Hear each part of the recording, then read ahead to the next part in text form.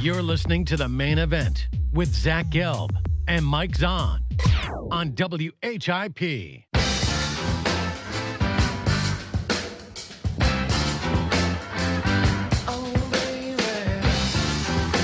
Nice, a little Led Zeppelin, Fool in the Rain, to bring us back to the program. 11:38 main event.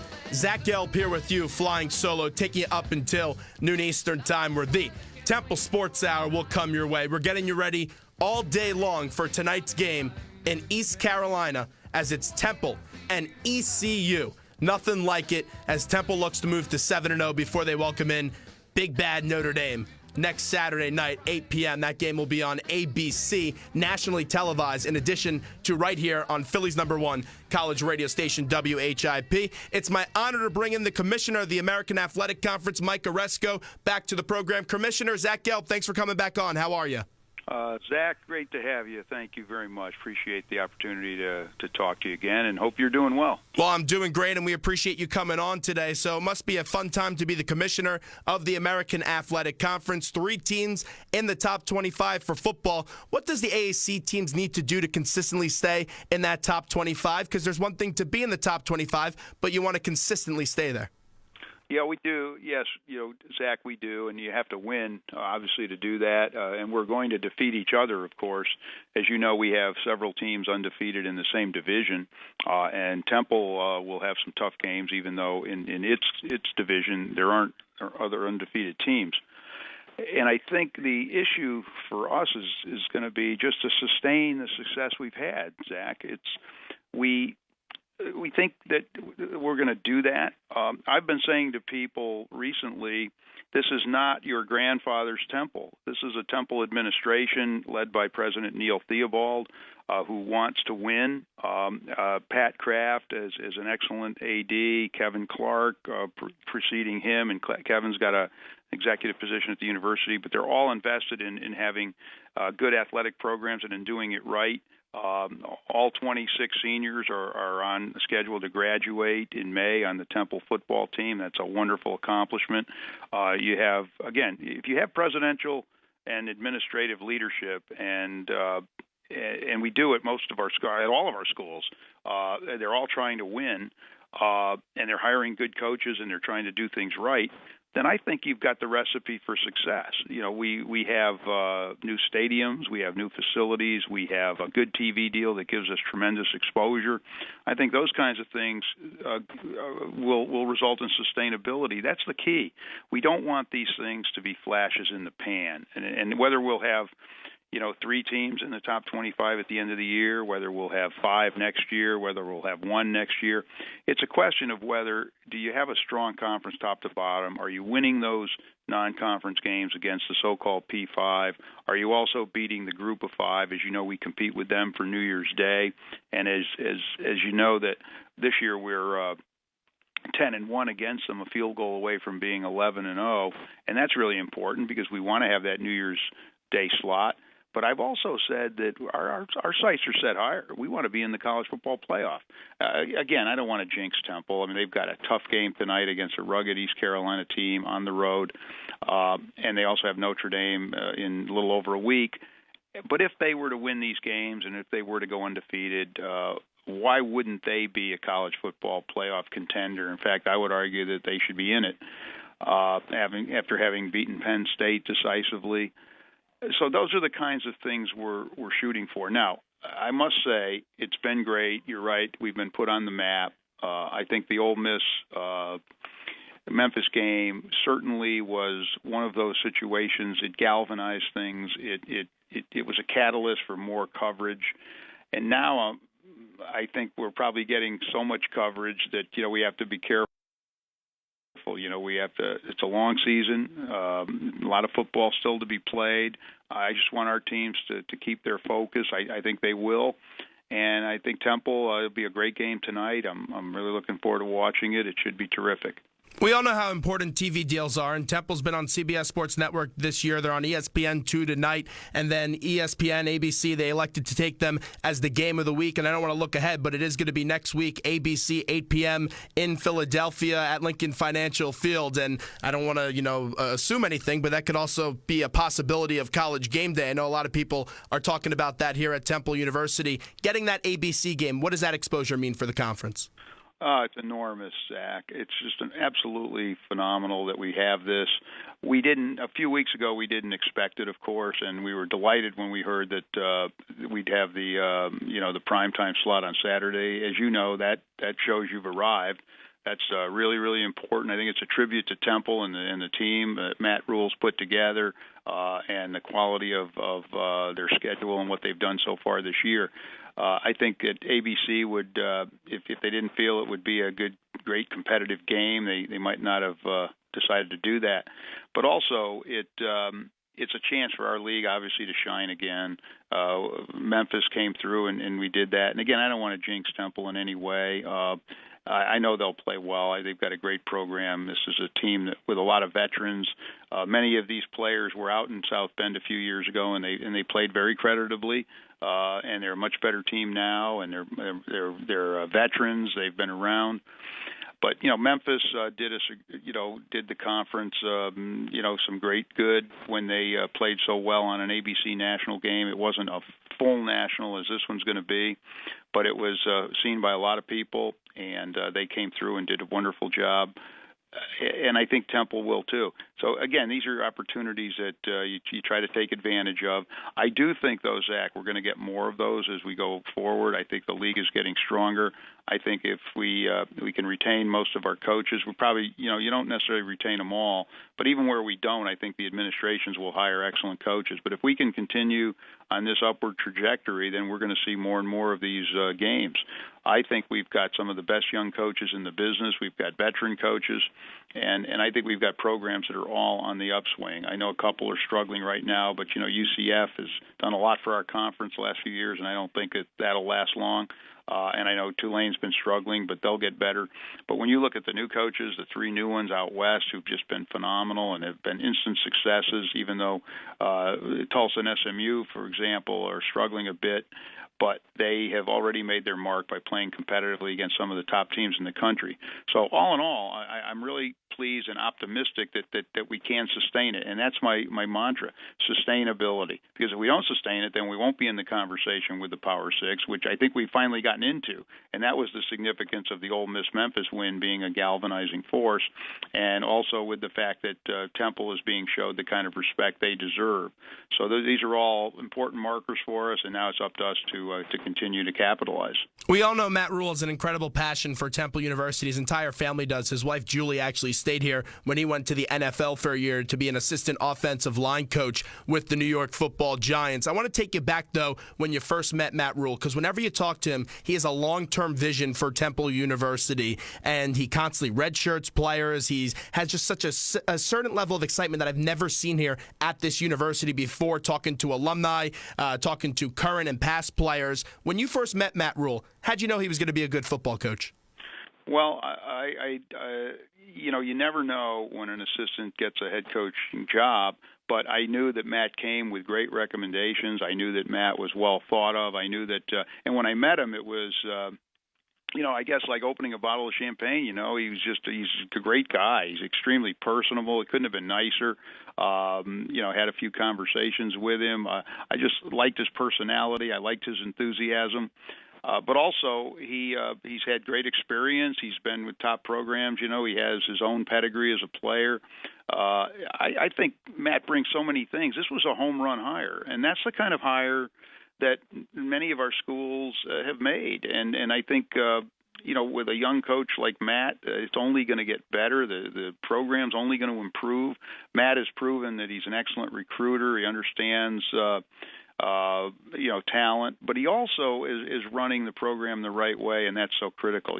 26 seniors on schedule to graduate in May. I think that's a tribute to the administration, to Neil Theobald, to Matt, to everybody connected with the program.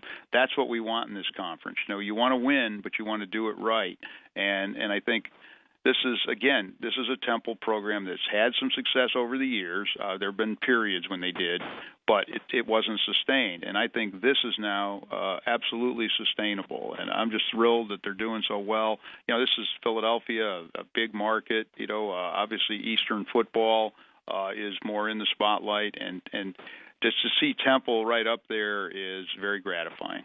We're talking to the commissioner of the American Athletic Conference, Mike Aresco, right here on WHIP Radio in Philadelphia, all via iHeartRadio. Make sure you download the iHeartRadio application today on your mobile device and tablet so you can take WHIP with you on the go. Commissioner, I do want to ask you, though, about an on-campus stadium. There's been a lot of talks about it. We've had Pat Kraft here in the studio, Matt Rule in the studio. They all said they want it, but it comes down to the president and his priorities and a bunch of other certain factors. What would an on-stadium campus mean for Temple, and what do you think the chances are that it happens?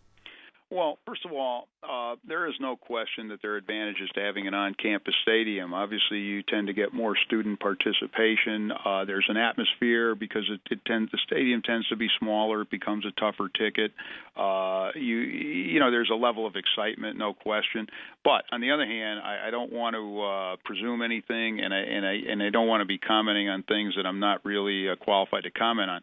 I do think that the Temple administration, they have talked about potentially their own stadium. They obviously will look into it. I don't know ultimately where that's going to go. There's a question of finances. There's a question of land. There's a lot of issues that come up. But I do know that the schools in our conference that have built new stadiums seem very happy. Tulane has brought their players back to campus with a beautiful new stadium. Cincinnati renovated Nippert, and that's right in the heart of the campus where it always was, but it's been renovated. And now you have a beautiful stadium on campus at Houston, brand new stadium. So obviously that's been helpful. But whatever happens, I'm just pleased with the program that Matt Rule has built and the support that Neil Theobald and the administration and your donors have made. The commitment they've made, it's real. And whatever happens with an on-campus stadium, you're going to continue to draw bigger crowds. You've got a sellout for Notre Dame. You probably had essentially a sellout for Penn State. More and more fans showing up. If you continue on this trajectory, you could well end up in the championship game. But as I said earlier, I don't want to presume anything. I don't want to jinx anyone. A lot of football still to be played. But whatever happens with the stadium, and again, Pat Kraft and Kevin Clark and Neil Theobald are far more qualified to talk about that than I am. But they'll end up doing what's good for Temple University and what's right for Temple. And I'm just thrilled that the university has made the commitment to be one of the premier programs in our conference. And our conference is now going to be recognized nationally. It already has been, and we just have to keep that up. You have a big-time game atmosphere tonight, and we were just talking to Jeff Charles, the voice of ECU, earlier on in the show, and I asked him about the atmosphere at East Carolina, and he called it an SEC type of atmosphere. I'm sure you've been to games down there in Greenville, North Carolina for ECU. What kind of atmosphere is that stadium? It should be a good game tonight, and like you said, it's very important for Temple's chances if they want to be in that conference championship game. Yeah, because this is one of those tiebreaker type games. As you know, East Carolina has lost one game, and if they win tonight, they would own the tiebreaker. If Temple wins, and they've gone a long way toward their goal because they would have the tiebreaker over Cincinnati and East Carolina, which have been the main contenders. But that atmosphere down there is remarkable. It is an SEC-like atmosphere. That's exactly the terminology I would have used. And incidentally, so was the Liberty Bowl this past Saturday. It was SEC-like, and that's a high compliment because, as you know, the passion of the fans in the SEC and how they fill their stadiums and also the energy they have. That existed I know it existed at your Penn State game at Lincoln Financial. It existed in the Liberty Bowl. There were 60,000 people. 80% were in blue, Memphis fans. There were some Ole Miss fans. Incredible atmosphere, incredible energy.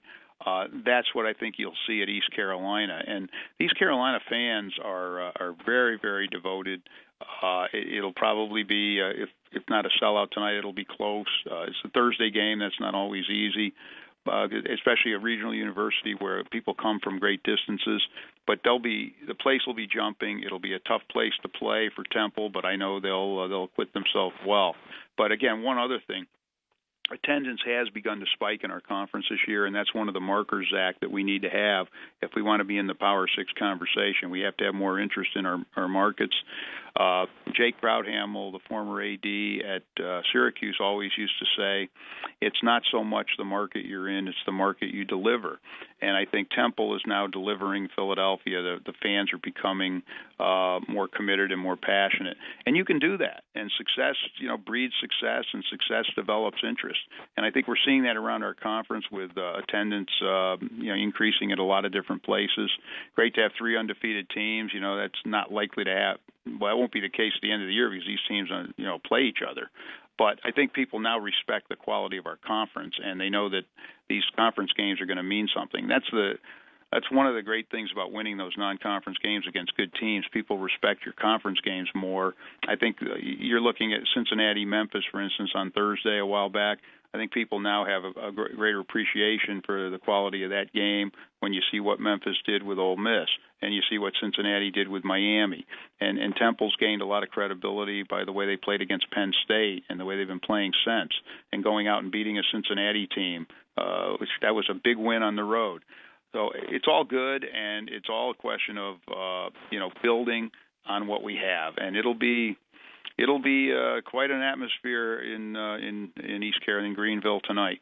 Last one here with the Commissioner of the American Athletic Conference. That is Mike Aresco. A lot's going on in the entire state of NCAA with recruiting infractions and coaches not running the program the right way. Recently you had the story about Louisville. SMU got some sanctions against their basketball program with Larry Brown, and Syracuse. As a commissioner, how do you make sure your teams in the American Athletic Conference recruit the right way and just run their program from the top all the way down to the bottom to the best of their abilities and do it by the book? Zach, we've got outstanding institutions, and we feel they are trying to do things the right way. I mean, the SMU thing was unfortunate, but it was an isolated incident. We try at the conference level, at the conference office, to create a culture of compliance with our schools. But I think there already is a culture of compliance with our schools. And I think it depends on the quality of the coaches you hire and the administrators you have. And you look at somebody like a Matt Rule, who's an outstanding family man with the highest values, and Neil Theobald and the administration at Temple with the highest values.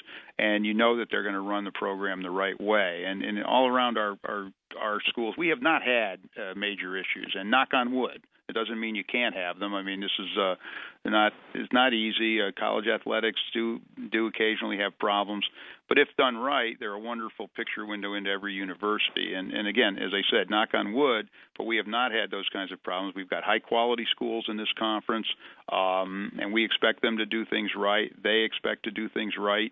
And we always monitor this. We do compliance training. We keep in touch, but ultimately it's up to the institutions. And I'm very confident that we have high quality administrators. We have a great group of presidents and ADs, and that's what it is. It all comes down to the people.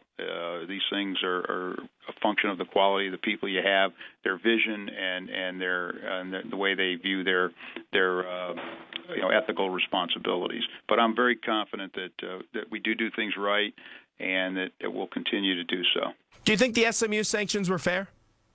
I don't want to get into that, Zach. I think the unfortunate part is that kids who, student athletes who have invested in a program and it had nothing to do with the sanctions do get hurt, but that's because that's the way the rules are written now. And down the road, we may want to look at that and see whether there's another way to do things. But in terms of, we have the highest respect for the infractions committee. SMU is appealing some of them, but they've accepted some. So all I want to say is that, again, the infractions committee follows the rules as they're given to them. They're, again, a group of the highest integrity, and they do what they think is proper, and that's really probably all I should say about that.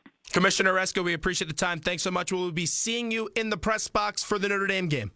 You will indeed. I'll be up there. I'll probably be with with Neil and Pat and Kevin and others. But I'll also be in the press box to say hello. I'm really excited about being there. My wife Sharon will accompany me as she has to previous Temple games. I've been kind of pointing to this one for a long time, but I had no idea whether it would be at noon, whether it would be at 3:30, and now to be on primetime national TV. I'm going to obviously will be very excited. The other thing, Zach, I want to thank you. I've been on your show a few times. I appreciate what you do for Temple and the commitment you make, the coverage you provide. It's terrific, and good luck tonight, and thanks for having me. Thanks so much, Commissioner. We really appreciate those words. We'll see you next Saturday under the lights, 8 p.m. for a primetime game as Temple takes on Notre Dame. Thanks so much. You're welcome, Zach. Take care.